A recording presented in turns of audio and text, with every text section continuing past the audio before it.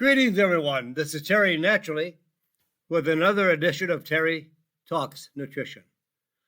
We're here every Saturday and Sunday morning from 8 o'clock until 9 o'clock Central Standard Time. And we are here primarily for you, that we can share with you the real science on alternative medicine and how it can help you become healthier, and maybe without the use of drugs. Drugs are important in our society. They can save lives. I'm not against drugs when they are used appropriately and occasionally. Drugs do not provide health. They don't make us healthier. They may reduce the symptoms, and like I say, may save lives. But for us to be healthy, there are principles that we should follow, like a healthy diet, which I usually recommend one of three diets. I follow the ketogenic diet, very low carbohydrates. I do not do well with carbohydrates in general. I don't do well with bread, pasta, all those flour and grain products. I don't feel well. My mind does not work as well. And if I get too many carbohydrates, I get crabby. I get sarcastic. Sugar and carbohydrates, I do not do well with. And we need plenty of sleep. And we need to move. We need exercise. Doesn't mean you have to lift weights. Doesn't mean that you have to run. But move. The people in the Mediterranean countries, which is another diet, the Mediterranean diet, they don't exercise per se. They move. They work. They're busy. And then also include some form of exercise. I think that's really important. And if you're going to have some type of weight-bearing exercises, which are good, I don't mean you have to bodybuild, but you need to kind of challenge your muscles so that they become stronger and healthier. All these things can come in to play with a big part of how we perform in a healthy manner. So it's up to you and I to make sure that we are healthier. And we're here just to share information with you that you would probably not be able to find anywhere else. You could search for it, and you could find the same science that we find, but I know you don't have the time. You're busy. You're working. You've got kids. Boy, you're busy. Where are you going to find the time to look for the research that we can provide you in a couple of hours a week? I wish I could do the show every day. There's that much information out there to help you be healthier and more productive, and avoid drugs. So today we're going to talk about strontium. Have you ever heard of strontium? I think you'll have a tremendous impact on your health. And then we're going to talk about the middle age spread. You know, all the time there's more information coming out on ultra-processed foods and how bad they are for us. And Americans eat a tremendous amount of ultra-processed foods, packaged foods, prepared foods. And you know, when you protect your immune system against viral infections. It can also help your brain. And I'll tell you how you can get better sleep without pills, without, I should say, sleeping pills. And then we'll talk about a very special form of vitamin B1. Vitamin B1 is a water-soluble vitamin. All B vitamins are. That means you have to have them every day because they are only allowed in the body for 4 or 5 hours. We consume B vitamins in food or in supplements, and they're quickly absorbed and eliminated. So we need to resupply those B vitamins every day. But there's a very special form of vitamin B1. It's fat soluble. So it stays in the body much, much longer. And then before we leave the show today, if time permits, I'll give you 2 tips for relieving constipation.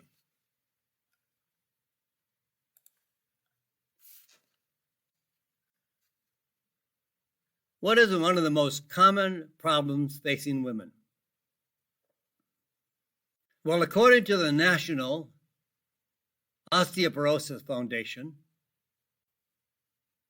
and you might already have a clue as to what the common problem for women is, bone health.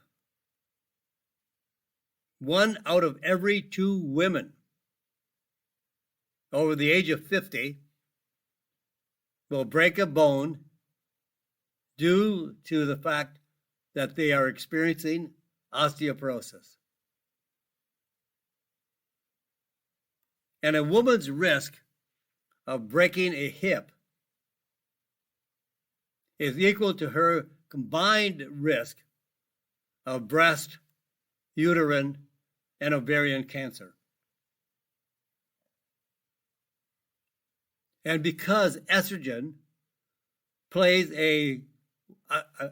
plays a huge role, a major role in bone density, decreased estrogen, and that will occur around the age of menopause. So estrogen is lowered due to the fact that women are experiencing the change of life, menopause. And it significantly impacts bone health.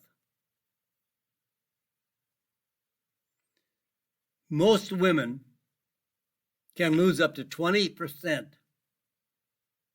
of her bone density in the first 5 to 7 years after menopause. A 10% increase in bone mass can reduce fracture risk by up to 50%. And you know what? Calcium, just not calcium, will ensure bone density. There are other minerals that, in fact, are more important for bone health than calcium. Countries with the lowest calcium intake often have the highest rate of bone health because they also walk more. You know, when you do weight-bearing exercises or walking, those kinds of exercises strengthen the bones. And taking a calcium-only supplement was associated with a 30% increase risk of heart disease in a large study called a meta-analysis based on 11 clinical trials on calcium supplementation. So they looked at 11 studies. And they concluded in one study, based on the 11 studies, what those 11 studies told us. And a study in Sweden found that taking high dosages versus moderate dosages of calcium did not reduce risk bone fracture. And if vitamin D levels were too low, the risk of fractures increased despite taking calcium supplementation. Calcium is not the answer for bone health. There are many more important minerals, vitamin D, boron, and our featured topic today, strontium. Strontium is a very special form of mineral. And totally, calcium needs to be balanced by other nutrients for proper utilization so that we get the best use of the calcium. I have heard from other friends, relatives, that when doctors prescribe calcium and they do not see a better bone density, they increase the level of calcium. Taking more is not the answer. Now, strontium. I'll spell that for you. S like Sam, T like Tom, R-O-N like Nancy, T like Tom, I-U-M. Strontium. And this is for advanced bone building health. Actually, you know, your bones are living tissue. They're not rocks. They're not rock hard. They're actually living tissue. And new bone tissue constantly forms, and old bone tissue is broken down.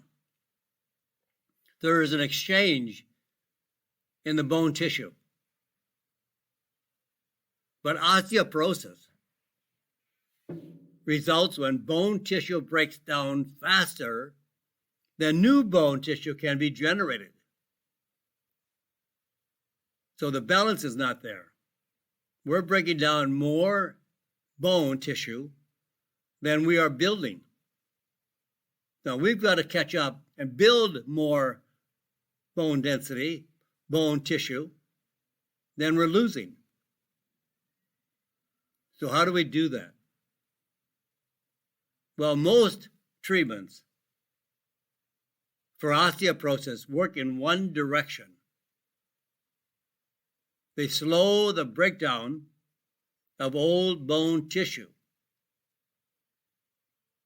but they do nothing for building new bone tissue. And now, strontium, it's a mineral. It's not radioactive. It's a good, healthy mineral that many people do not have access to, do not have any information on strontium, but it's a very unique mineral because it does both build the bone and prevent the breakdown of the bone. It's a mineral. 99% of the strontium in the body is found only in the bones. This is your bone building mineral, and also it prevents bone tissue breaking down. This has more to do with bone density, bone health, than calcium. Strontium slows, reduces, slows down the breakdown of bone tissue and also increases the formation of new bone tissue. Now, if you want more bone health, better bone density, and stronger bones. The ideal dosage is 680 milligrams of strontium, called strontium citrate, and this is a daily recommendation, 680 milligrams.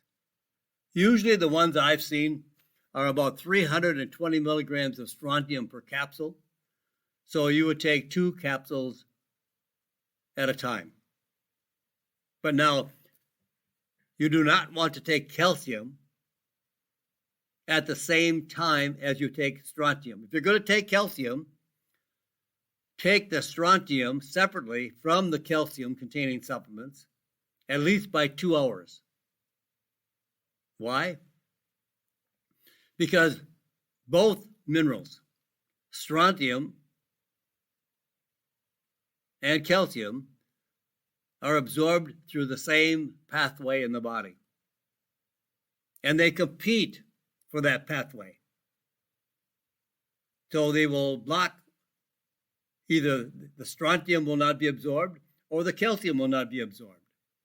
So it's better to separate the strontium from the calcium by about at least 2 hours. So this is the best way to have the best of 2 worlds, because strontium builds your bone tissue and prevents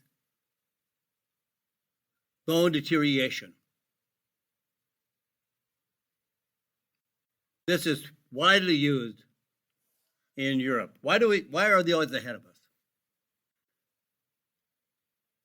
There is more use of alternative medicine in Europe, including herbal medicines, minerals. They do more research in Europe. Because the drug companies own your body. There are so many ads on TV about drugs. Oh my gosh. There's no country in the world that allows drug companies to advertise to the consumer.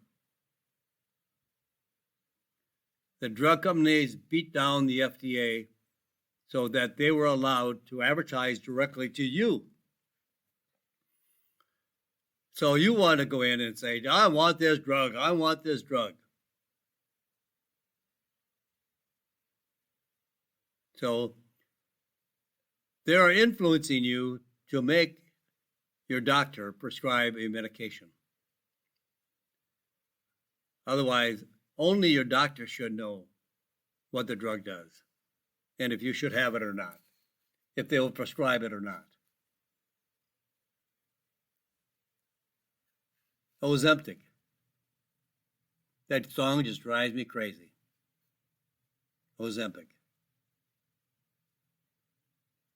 And also because people lose 14 pounds on average when they take this drug.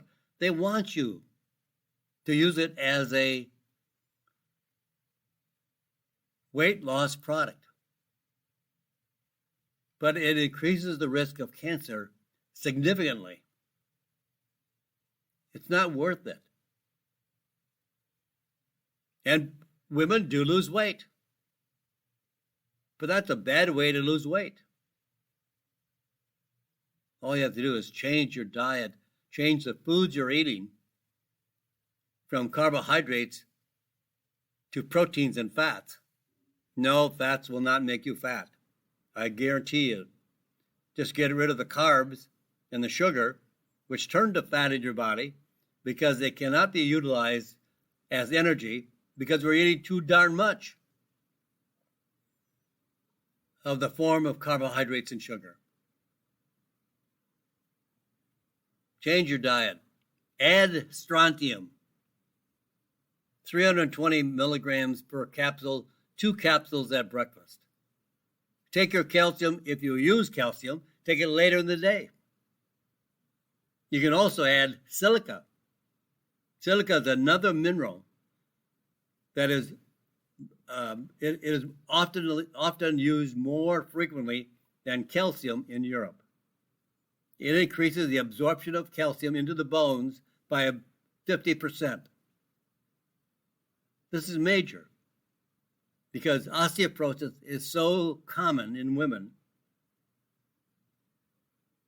And this is the way to really prevent bone deterioration, bone loss, and increase bone density, and increase new bone tissue.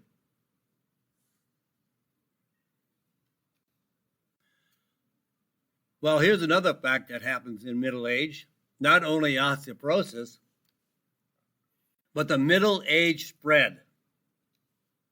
The dangers of fat and frail. Here's some research from Norway. The scientific researchers found 4,500 people ages 45 or older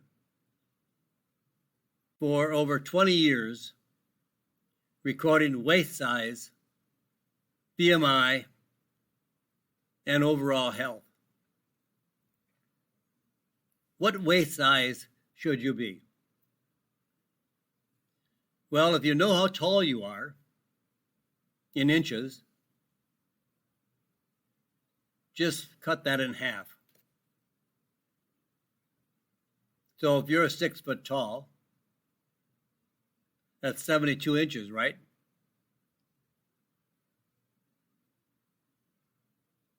So then your waist size should be 36 or less. Now, before I adopted the ketogenic diet, my waist size was increasing. That's not good. And my waist size was 36. I was eating a lot of carbs. I love pasta. I love bread. Oh my gosh. Hot bread with butter. Oh my gosh. Love it. Don't eat it. It would be a rare occasion if I ate bread and butter. That probably could be a dessert for me, maybe once a year. But my waist size was 36. I'm only 5'7". So my waist size should be about 32. My waist size was for someone who's 6 feet tall. I'm not 6 foot tall, but I have the waist size of a 6 foot person. Now my waist size is 30 to 32. So it's the best way to calculate your waist size, a healthy waist size. So the results of the study, based on the researchers in Norway, the patients who were obese, I love that word, at the start of the study in 1994 were 2.5 times as likely to have become frail. Now, what does frail mean? You're getting weaker and frail in your later years of life. That means you have more fatigue, you have a very weak grip strength, slow walking speed, and you have a very sedentary lifestyle. Patients with large waist sizes, but who were not necessarily obese, were also 57% more likely to become frail in old age. And those with a normal BMI, or what I would say normal waist size, just worry about your waist size. Your waist size at a younger age who now become obese were much less likely to become frail in old age, and with the best outcomes noted for those who maintained a normal waist size throughout the study period. So, having a weight in proportion to your waist size will help you be stronger as you age and will eliminate the side effects or the symptoms of becoming frail in your later years of life. People who experience more fatigue, who have less strength overall, but they measure that by your grip strength, slow walking speed, and a sedentary lifestyle. You're just lazy.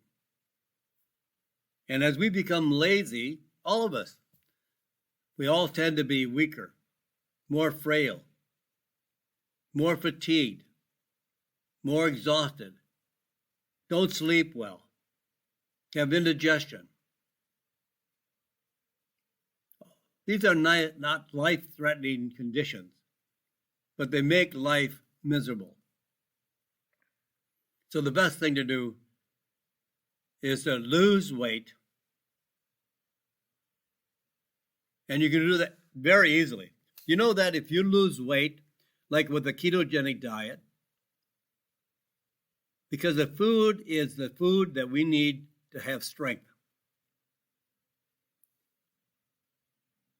By eating more protein and more fat and getting rid of the fat-producing carbohydrates and sugar, we're going to be stronger, healthier, and better muscle tone. I've got to break away for a few moments for the station to identify itself, and there are some commercials. So stay tuned. This is Terry Naturally. I'll be right back here on Terry Talks Nutrition. And welcome back, my friends. This is Terry Naturally, and we're on Terry Talks Nutrition. If you want more information during the week, just go to my website, terrytalksnutrition.com, and you'll learn more about how to take care of your health. There are podcasts. There are a host of radio shows that are archived on the website, including the newsletters. And you can subscribe to the newsletter that will go to your email address every Friday.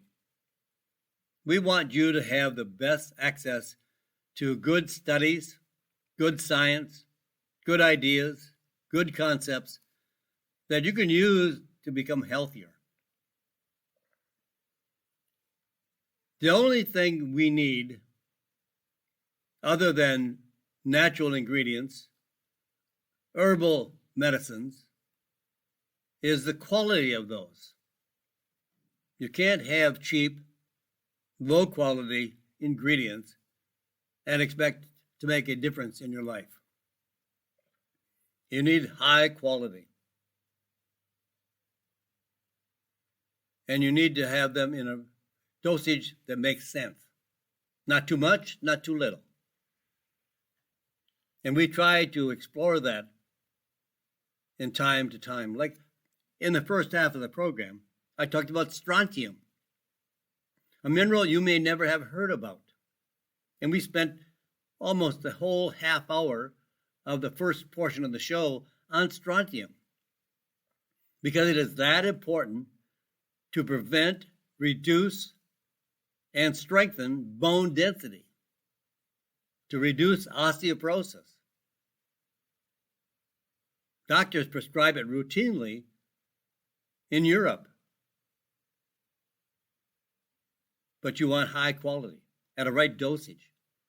And the dosage for strontium is 320 milligrams twice a day. And I like to have people understand that they should take it at breakfast, which is the best time, 2 capsules, because strontium and calcium interfere with each other. They fight for the same pathway to be absorbed systemically. So we want to separate them. Don't take calcium at the same time you take strontium, or vice versa. So we're trying to give you the right dosages, the right kind of ingredients to make your life easier. And then we talked about how to have the best waist size, to have the best health overall. So all those things are important to have you have the best health, and that's why we're here.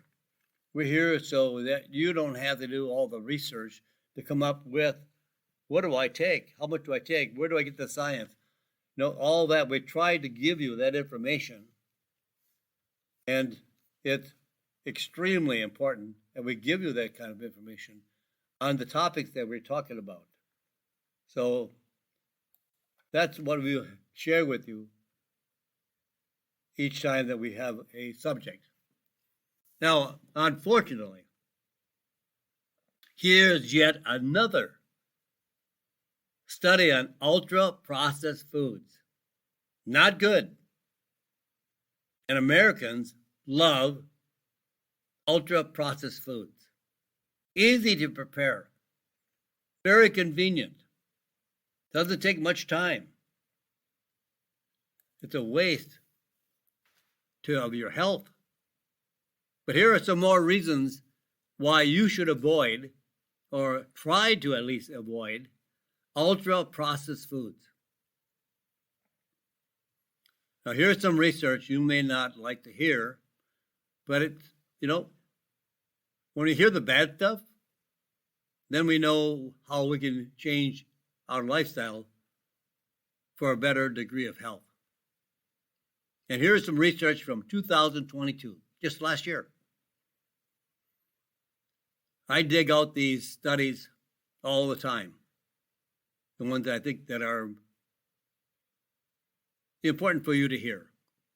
But this research is linked to the consumption of ultra-processed foods, and they are linked to depression, anxiety, kidney disease, heart disease, and colon cancer.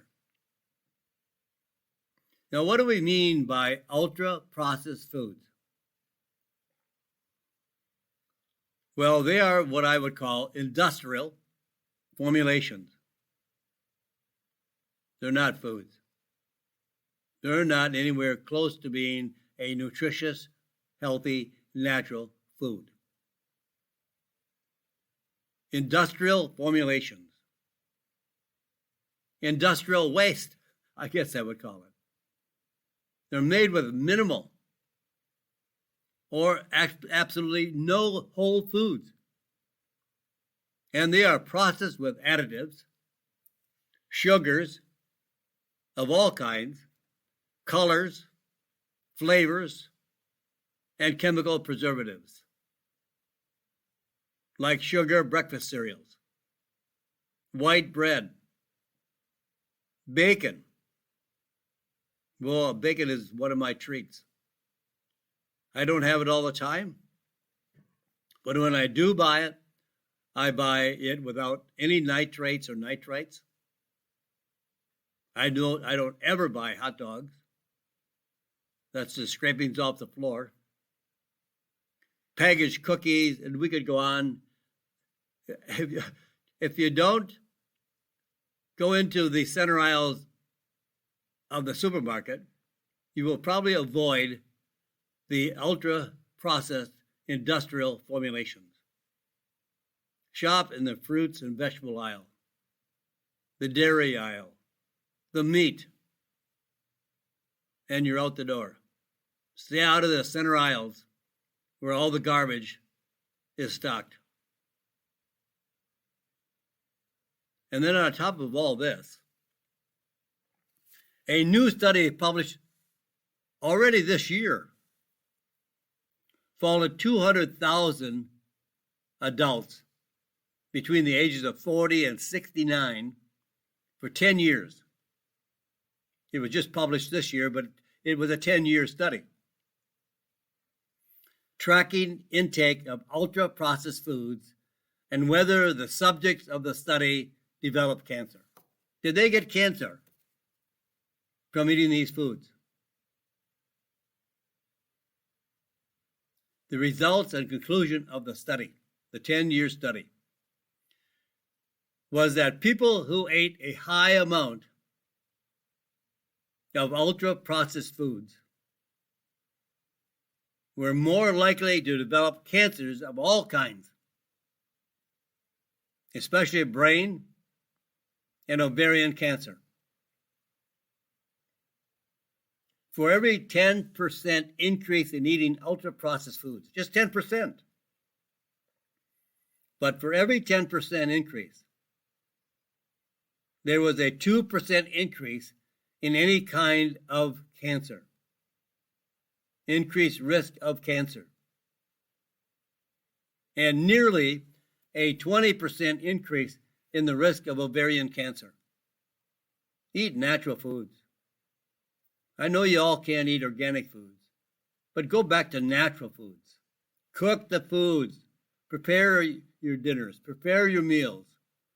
Don't eat pre-packaged, processed, ultra-processed, all the garbage in the center aisles of the supermarket. They're formulations. They're not natural. Eating lots of processed foods also made cancer more dangerous, more aggressive, and more lethal. For each 10% increase in processed food intake, a risk of dying from any cancer increased by 6%, and the risk of dying from breast cancer specifically increased by 16%. We're eating garbage, folks, not natural foods.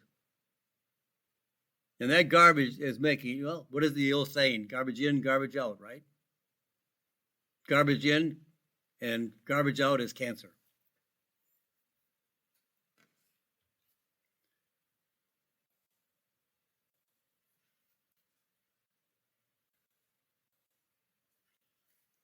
So now here's some research we found out in the last couple of years.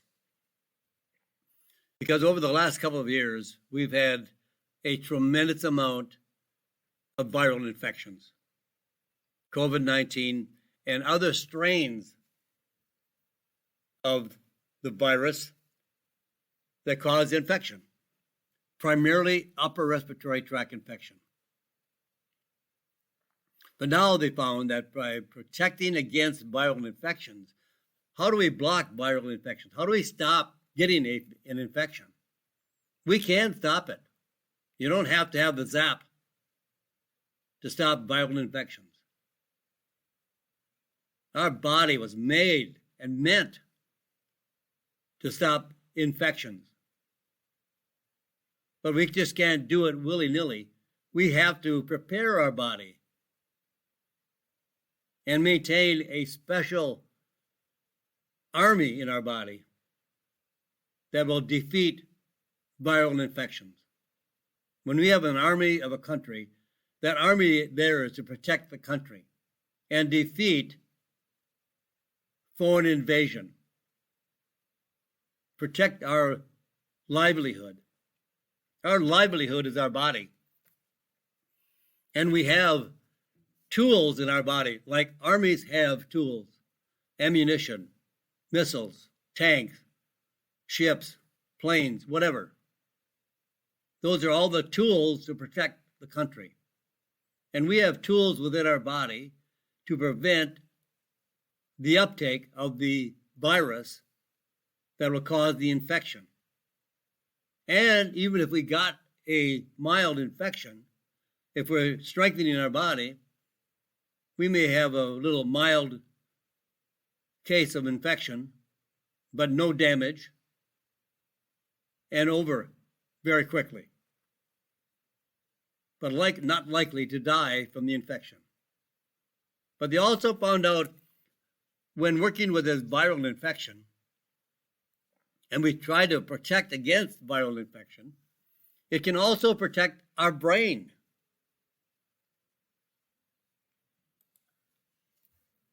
So viral infections can damage your brain. So when we block the virus and protect our bodies against having a live infection, it also protects our brain. So here's what researchers did to prove that. Researchers collected medical records from 350,000 people with neurodegenerative diseases, including Alzheimer's disease, Parkinson's disease, and compared them to the records of the people who did not have a brain disease. So the result of this research, the researchers were able to connect viral infection to later development of a neurological, or I should say, a neurodegenerative disease, including influenza, meningitis with Alzheimer's disease, herpes zoster, which is the virus that causes shingles, with multiple sclerosis. So our brain is being affected by these viruses. Viral hepatitis is associated with an increased risk of Parkinson's disease. Viral pneumonia is associated with an increase of dementia, Parkinson's disease, and ALS. People who had viral encephalitis, infection of the brain, were 20 times more likely to develop Alzheimer's disease than people who did not have the virus. The virus is weakening our body and affects not only the immune system and a variety of other conditions, but also it affects the brain.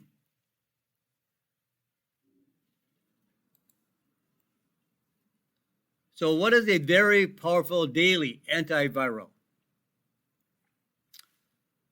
Well, after all the research that I have explored and all the observations I've seen with what is the most powerful, well, in my estimation, the best daily antiviral. That means you're blocking the virus. Like an army would block the foreign invasion of an enemy.